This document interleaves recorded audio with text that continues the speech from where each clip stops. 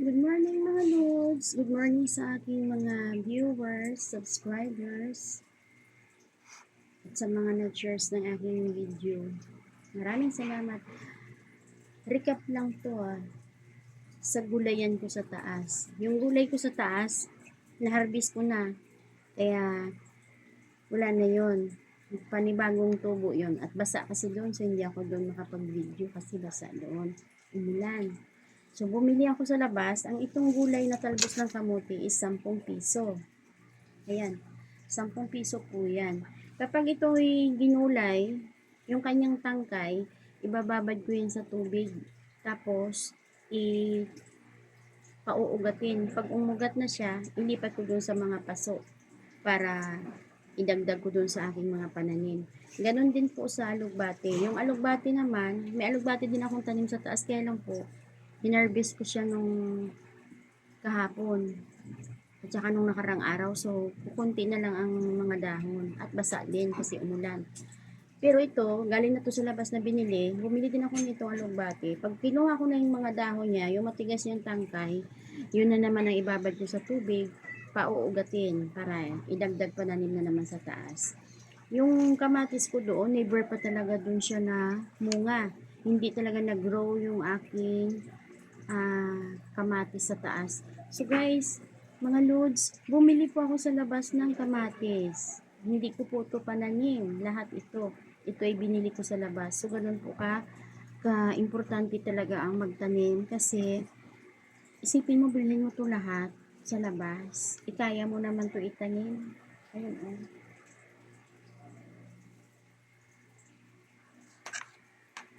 Kaya hindi man ako nakapabunga, ayan tuloy, napabili ako sa labas. Sa aking talbos ng sili, ang talbos ng sili ko, okay siya. May sili talaga akong tanim, yung nilalagay sa sinigang, yung mahaba.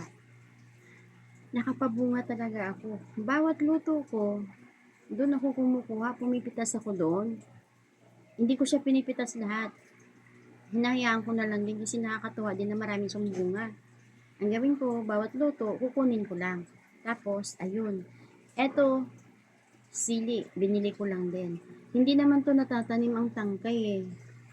Hindi ako nakakapabuhay ng tangkay niya. Pero, yung buto, maraming tumubo ngayon akong sili kasi marami akong tinanim. Ayan. So, sa aking mga nakasubaybay sa aking maliit na garden, yun ang aking ano doon sa taas, sa aking garden. Yun ang aking kwento ngayon doon kasi na-harvest ko siya nung kahapon at nakarang araw. So, sunod na lang ako doon ulit mag-video. Ito ay pinamili ko lang po sa labas. Instead na kaya naman magtanim, tapos hindi nabibili. Mga ganitong talbos talagang kung tutuusin, hindi mo na kailangan bilhin kasi kaya mo naman siya talaga pabuhayin kahit sa paso-paso lang. Kahit yung mga maliliit lang, yung mga paso nga dyan na ano eh, na yung mga sa mga kahit anong tupperware na mga butas-butas na hindi na nagagamit. Pagtaniman ko po yun. So, nakakapabuhay ako ng ganun.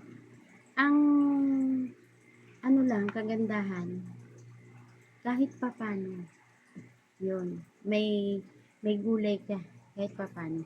Hindi yung puro bili-bili lang. Yan. So, salamat mga Lods, salamat guys, salamat sa inyong lahat. At maraming salamat pala, umangat ako ng konti dahil doon po sa inyo yun, lahat kayo. So, sana huwag kayong magsawa na manood ng aking mga funny videos at saka ganun din po ako sa iba na nanonood. Pag dumaan sa wall, pinapanood ko rin sila, tapos pinafollow ko rin sila. Yun.